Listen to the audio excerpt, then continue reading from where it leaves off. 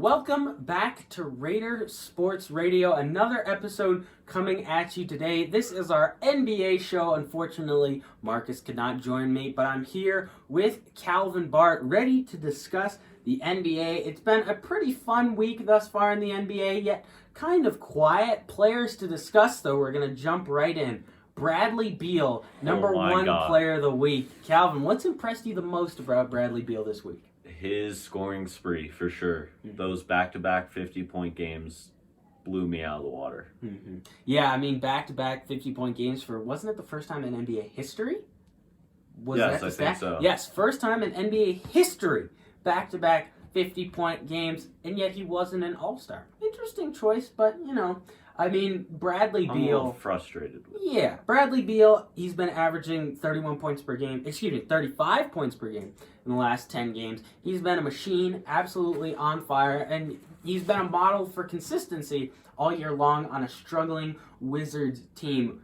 Calvin, when John Wall comes back, probably next year, who knows when he comes back, how much do you think this duo of John Wall and Bradley Beal will still connect? Because they've been off the court for a while.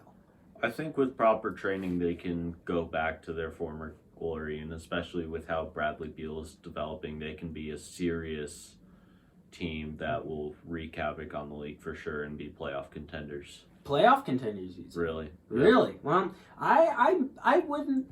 Actually, you know, I'd put them probably in that 8 seed, but what I would need to see is Rui Hachimura step up, because they've pumped a lot into Rui Hachimura using a top draft pick on him, and he's been good, but he hasn't been great, and you need him to step up to really, really be good. Staying in the Eastern Conference, for our second player of the week who's really caught our eye, Jason Tatum. I mean, he's been absolutely on fire. If you saw his little battle with Donovan Mitchell last night, he had 33, Donovan Mitchell had 37. Do you think Jason Tatum can keep a performance like this up? Because he has been doing pretty good since the All-Star break. I think we haven't seen the last of Jason Tatum. I think for sure that he'll continue this, but I don't think this is what we'll see out of him for the entirety of the season. You know, I can agree with that. Jason Tatum had his struggles at the beginning of the season, still meshing with Jaylen Brown, but now that both of them have stepped up, and you still have that option of Kemba Walker, and I mean, Daniel Tice in the front court. Nobody is talking about him. He has had a very solid season so far. With all that options and all that talent and depth on the Celtics team, I could see them making a run at the Eastern Conference Finals and possibly knocking off the Bucks or the 76ers to get there. I mean, they have a lot of talent on their roster. I could definitely see that happening. And now on to our third player of the week. My pick for Rookie of the Year, if he got more minutes, he doesn't get minutes. Mine too. Kobe White. Kobe White is on fire. White hot, some would say. What do you think about Kobe White's recent performances? It's frustrating, almost, being a Bulls fan, seeing him have this kind of performance, and seeing him and Zach LaVine, another crucial player to the Bulls roster, drop 40-point games, and we're still losing to teams like the Thunder. Now, don't get me wrong, the Thunder are a great team, and they have a lot of good players that are underestimated by the majority of the media.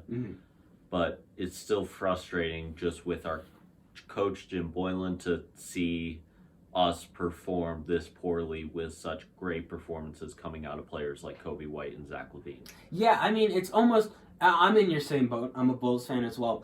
And it's very, very frustrating when you look at it, because Zach LaVine, he doesn't want to be there. And you can tell he doesn't want to be there. But as Bulls fans, we really, really want him there. I mean, he's developed into my favorite player. I love Zach LaVine. And seeing Zach LaVine being unhappy, Kobe White not even starting over Thomas Satoransky, even Chris Dunn's injury couldn't get Kobe White into the starting lineup. It is so incredibly frustrating as a Bulls fan to see that, because you know Zach LaVine, they're not going to make a coaching change because the front office just can't fathom making a good move. And then, you know, of course, they're not going to make a front office change, so Zach LaVine's probably going to be gone. Kobe White, who knows when he'll get this start? It's extremely frustrating to know that Zach LaVine can drop like those 40-point games. Like you mentioned, Kobe White can drop back to back to back 30-point games. I mean, 3 in a row, that's tough for some stars to do. So, I mean, it's extremely frustrating to see times like this where, you have great players, but they're just not being used. What do you think the Bulls can do to surround Zach LaVine and Kobe White? Well, as you were saying, we need to start him, but we also need to bring back Kobe's mid-range. That was such a deadly weapon for him in college at UNC. Yes. Yeah, Jim Boylan, earlier this year, there's a report that Jim Boylan had knocked out Kobe White's mid-range, saying no longer going to shoot this shot. And Kobe White's like, fine, I'll adapt. He's the leader in the league in 3-point makes this season. Big stat. I mean, by a rookie, of course. Big stat that, I mean, he's... I don't even know how to describe my frustration with this team. But, I do think it'll get better at some point. I do think the Bulls will come to their senses and fire Jim Boylan. Do you see that happening? It's what I want to see happen, but I think it's going to be hard to see that in the near future. And the thing about Kobe White is, as much as he's adapting and he's scoring that many threes, breaking these records, he's still only 16, 17, 18 a game, which is impressive for a rookie.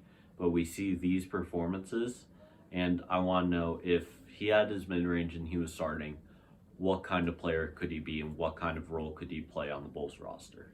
Possibly, maybe even a future MVP. Switching over to our next topic, our pick for MVP of the season. We have not yet talked about that on this podcast yet. So having a guest here today, I want to get your pick for MVP thus far this season.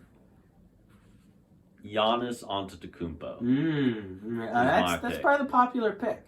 It is. With the Bucks on track to beat the 73 win record. Yeah. Giannis being a leader on that team, he's just an obvious candidate for this award, and with how powerful and unstoppable he is on the court. We see it all the time during like primetime TV during his games. And we saw it even in the All-Star game against those other high caliber players. Yeah. He is a force to be reckoned with, and he is unstoppable. Yeah, I mean, he certainly is. I would have to agree with you there. Giannis, would be my pick personally for MVP, and it's just because he's so dominant and unstoppable. I don't know who you can throw at him to stop him. Not Joel Embiid couldn't stop him. Karl Anthony Towns, when they play, couldn't stop him. And those are some of the best centers in the league. I mean, and granted, he is a power forward, but usually you would have centers guarding him when he goes down into that paint like he does so many times.